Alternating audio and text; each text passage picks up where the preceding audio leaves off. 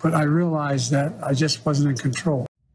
Is that a Freudian slip? You finally just admitted you're not in control?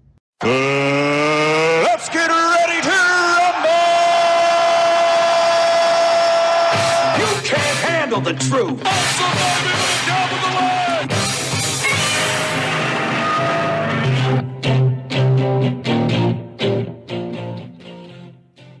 Hi, I'm Pastor Marty. This is the Afternoon Drive. Thank you so much for watching. Please make sure that you are subscribed to the channel, and once you are, smack the bell, click the word all. That'll give you a notification of my rants, my ravings, and my undeniably flawless reasonings.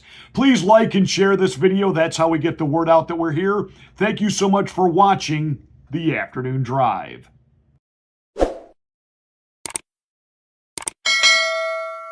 So there's all these mounting calls now from Democrats, Democrat insiders, even Rob Meathead Reiner has taken to Twitter to say it's time for Joe to go. We got to quit blanking around, otherwise the fascist Donald Trump will get back into power. There's this part of me that thinks you guys are all living in this delusion where you all of a sudden now it's clicked on with you that there's a problem with Joe Biden and his mental cognitive ability. We were trying to point this out back in 2020. You laughed at us, you mocked us, you muzzled us. You voted for a guy that was running for the highest office in the world from his basement bunker. That's who you chose. That's who you wanted. You selected him, you installed him, and now Shazam Batman, you realized it's damaged goods. So there's this part of me that watching you guys go into this panic freakout mode, you knew exactly what we were getting. You wanted the orange man gone. You didn't care that an empty suit was being placed in office. You didn't care who was actually running the country behind the scenes. But now all of a sudden, that the rest of America has caught up to the con, has caught up to the lying, has caught up to the fact that this razor-sharp mental whiz at running the country and handling world negotiations behind closed doors, in private, as Joe Scarborough said, we have the best Joe Biden ever. Well, on that debate stage the other night, he was pretty much outed for what the rest of us have been telling you for going on 4 years. And now you're in a panic. Now you want him gone. You are counting on all of the Trump indictments and legal issues to be the end of Donald Trump. It wasn't. He actually became more popular the more you indicted him, and the convictions just put him over the top and gave him rock star status that people are openly talking about. I will vote for the felon over the melon. I mean, that's boom. It's done. I personally, you can switch out anybody you want. I know there's some conservatives and some Republicans that are hand-wringing now. Well, if Joe goes and Donald Trump's got to run against somebody else and he might lose. To Gavin Newsom? Give me a break. Who? Camilla thinks she's a Hottie Harris. The Democrats are the ones that are in turmoil right now. We need to follow the old Ray Kroc example here. Ray Kroc, the guy that made McDonald's what it was, said if you see your competition on fire, don't give them water, give them gas. And that's exactly what we need to do. We just need to keep pouring gas on this Democratic dumpster fire, because now they're going to go to war with one another over who's going to replace old Joe. And I promise you, if they try to replace Camilla thinks she's a Hottie Harris, they're going to have problems. They're going to have problems no matter what they do. I personally think they're stuck with Joe. I know there's a lot of people on my side of the aisle saying, no. Joe's going to go. By August, he's gone. I don't think so. I don't think so. Now, a historian has said that the Democrats, if they swap Joe out, it really is over. That there's 13 points on a checklist, and only Joe Biden checks off the majority of the so-called checklist. Yeah, okay. Strong economy. It's not a strong economy. You people are delusional. It may be strong for the billionaires and the investor class, but I promise you, it is not strong for mainstream middle-class America. We're getting killed out here with the so-called Bidenomics, Build Back Better. Nobody, and I mean nobody, likes this economy on any level. So it's a loser. And the only way they could keep the incumbent status is if he were to, for the good of the country, step aside now and Kamala finish out his term and be the incumbent and then seek re-election. Yeah, that ain't going to happen either. So the Democrats are pretty much stuck with old Joe, but he knew that to gain some trust back of the donor class and, to hopefully, excite the base again, he had to prove that it was just a bad night. So he did a sit down with George Snuffleupagus over at ABC News, and it didn't go quite as planned. It's supposed to be the repackaging where Joe Biden would show America that was just a one-off night and everything is good to go. Now, ABC, though this was pre-taped, they said it is unedited. It was a 22-minute interview. Donald Trump can sit down and do interviews for over an hour. He goes on live podcast and he's there for over an hour. So Joe Biden did 22-minute interview with George Stephanopoulos, and this is how it started. Let's start with the debate. You and your team have said you had a bad night, but your friend Nancy Pelosi actually framed the question that I think is on the minds of millions of Americans. Was this a bad episode or the sign of a more serious condition? It's a bad episode. No indication of any serious condition. I was exhausted. I didn't listen to my instincts in terms of preparing, and I had a bad night. You say you were exhausted, and I know you've said that before as well, but you came, and you did have a tough month, but you came home from Europe about 11 or 12 days before the debate, spent 6 days in Camp David. Why wasn't that enough rest time, enough recovery time? Because I was sick. I was feeling terrible. Matter of fact, the docs with me, I asked if they did a COVID test because they were trying to figure out what was wrong. They did a test to see whether or not I had some infection, a virus. I didn't. They just had a really bad cold. Even when I was answering a question, even though they turned his mic off, he was still shouting. And I let it distract me. I ran out of gas. I had a flat tire. I didn't have enough money for cab fare. My tux didn't come back from the cleaners. An old friend came in from out of town. Someone stole my car. There was an earthquake. A terrible flood. Locust. It wasn't my fault, I swear to God! The fact of the matter is that what I looked at is that he also lied 28 times. The way the debate ran, not my fault, no one else's fault. No one else's fault. But it seemed like you were having trouble from the first question in, even before he spoke. Well, I just had a bad night. Excuses, excuses, excuses. I had a cold. I was jet lagged. Donald Trump was screaming at me, even though his mic was turned off, and it distracted me. Again, had he actually watched the debate later, he would have seen that there were side-by-side shots of Trump, Biden. Trump just kind of stood there looking at him, or looked straight ahead. He wasn't shouting at him. The only time he shouted at him was when he was calling out his ridiculous so-called golf record. You were no 6 handicap, just, and then finally said, all right, let's stop acting like children here, Joe. Trump, for all practical purposes, was the adult in the room, the adult in command on that platform.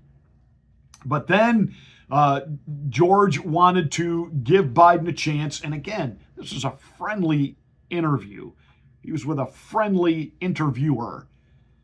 Okay, Mr. President, tell the American people why you deserve another 4 years. Are you really as sharp as you were 4 years ago? Are you the same man today that you were when you took office 3.5 years ago? In terms of successes, yes. I also was the guy who put together a peace plan for the Middle East that may be coming to fruition. I was also the guy that expanded NATO. I was also the guy that grew the economy. All the individual things that were done were ideas I had or I fulfilled. I moved on. And so, for example, that was true then. What's Biden done lately? Today, just announced 200,000 new jobs. We're moving in a direction that No one's ever taken on. I know you know this from the days in the government. I took on Big Pharma. I beat them. Let's talk about this record that Joe likes to brag on and say that Trump is lying about everything. He brought peace to the Middle East. Really? You see any peace breaking out across the Middle East? Funny thing was, there was peace in the Middle East under Donald Trump, and there were no wars happening over there other than the fact that we were trying desperately to finish up the Bush War. He expanded NATO. That's not a good thing. That's the reason there's problems in Ukraine right now. Because Ukraine was being coaxed by the United States under Joe Biden, who had received Ukrainian money through his son Hunter, to want to be in NATO. The reason Russia invaded Ukraine was to keep NATO out of Ukraine and to keep NATO missiles off the Russian border. And I have explained this ad nauseum. We wouldn't like it if Russia entered into an agreement with Mexico and Mexico allowed Russia to put missiles on the Mexican-American border. We might just go ahead and invade Mexico to push the Russian missiles out. That is what Russia did. They invaded Ukraine so that NATO couldn't come in. Bump, ba-dum, bump. He didn't crush Putin. Putin's economy is rocking better than the United States. Putin and China and India have joined together. They are creating an alternative economy that is rocking and rolling. And when Joe Biden talks about this great economy, it's in the tank. Again, the Wall Street Journal and certain pundits can say it's a good economy for the investor class, because they're able to buy up all the things going bankrupt, all the properties being foreclosed on. Yeah, it's good for them. Groceries have tripled under Joe Biden. That's where the middle class lives. Gas has doubled. And in some places like California, quadrupled. I know that's not a word. Under Joe Biden. That's the middle class. I mean, we're getting killed in this so-called Build Back Better Biden economy. He beat Big Pharma. Big Pharma got its biggest payouts during the pandemic. And all of the government purchased love potion number 9s that they were making all the government employees get, et cetera, et cetera, et cetera, et cetera, et cetera. He broke Big Pharma. Give me a break. The Biden administration brought to you by Pfizer. But you notice you didn't want to talk about the border and how that's bankrupting blue cities across the country. He doesn't want to talk about the billions and billions and billions and billions and billions he's got for Ukraine, but nothing for the American people. I know, he's going to get to it in his next 4 years. Yeah, okay. But remember, after his so-called record, he wants you to know, despite what your eyes are seeing, he's good to go. I know you said you have an ongoing assessment. Have you had a full neurological and cognitive evaluation? I get a full neurological test every day with me. And I've had a full physical. I had, I've been at Walter Reed for my physicals. Yes. The answer is I know your doctor said he consulted with a neurologist. I guess I'm asking a slightly different question. Have you had the specific cognitive tests, and have you had a neurologist, a specialist, do an examination? No one said I had to. No one said, they said I'm good. No one said I had to. Joe, that's what this is all about right now. Everybody, including your so-called allies and peers and friends, are saying, Joe, get a test. Just get a test. Get this done with. But a defiant Joe, who already knows what the answer is going to be, is basically saying no. What's your plan to turn the campaign around? You saw it today. How many people do you draw crowds like I drew today? You find me any more enthusiastic than today? I mean, I don't think you want to play the crowd game. Donald Trump can draw big crowds. There's no question about that. He can draw a big crowd, but what does he say? Who's he have? I'm the guy supposedly in trouble. We raised $38 million within 4 days after this. We have over 1 million individual contributors. Individual contributors. Less than $200. I mean, I've not seen what you're proposing. Ask Marco Rubio what happens when you start comparing size to Donald Trump. And Donald Trump hung the moniker on him that forever killed his presidential aspirations. Little Marco. Trump obviously has bigger crowds. There's the enthusiasm for Trump dwarfs any manufactured enthusiasm for Joe Biden. That's what it is. What are they doing? Spending money to get people to show up at Joe's events now and cheer for him? Joe, you answered every question. You got the poopy in the body. And you're bragging about fundraising? Do you know Donald Trump set the all-time record for single-day fundraising? Was it 70 plus million the day he was convicted by that Manhattan jury? And the Democrat donors are running for the exits, and the money has dried up, which is why Biden is on a rehabilitation tour. I've been doing all kinds of events. Yes, you went to a Waffle House after the debate. I was out on that night till 2 a.m. I thought you were sick. You had a cold. So you decided to go into a Waffle House and get around people and infect people with your cold that didn't exist until the debate started and we get this tweet. The president has a cold tonight. Really? There's a whole lot more than a cold going on up on that platform. I personally think they are stuck with Joe Biden. I don't see them swapping him out. And even if they do, some of you need to stop having heart attacks and panicking. No matter who they put out there, it is going to be a representation of how people are feeling about the party in the White House right now. The economy does not work for the middle class. The border crisis is the existential threat to the United States. And no, we really don't give a flying flip about expanding NATO and what's going on between Russia and Ukraine. Enough. Would you be willing to undergo an independent medical evaluation that included neurological and cognitive tests and release the results to the American people? Look, I have a cognitive test every single day. Every day I have that test. Everything I do. You know, not only am I campaigning, but I'm running the world. And that scares the badookie out of all of us, Joe, the fact that you run the world.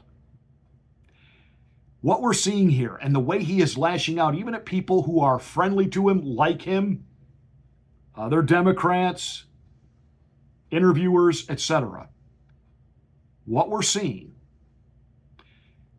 is a conversation that's taking place in millions of homes across America. Dad, give me the keys. Can't drive anymore. Dad, you really can't live alone anymore. This is what we're seeing with Joe Biden right now. But hey, he is ready to go. He wants you to know that he's ready to go, and he doesn't believe the polls. He's more popular than Donald Trump, the pathological liar. And he kept using that phrase over and over, pathological liar. Nobody has lied more in their lifetime than Joe Biden. He has lied about his biography, lied. Donald Trump never took showers with his daughters. I mean, this guy is not only pathological, he's creepy evil. But that all said, even George Snuffleupagus pushed back on this one. But I realized that I just wasn't in control.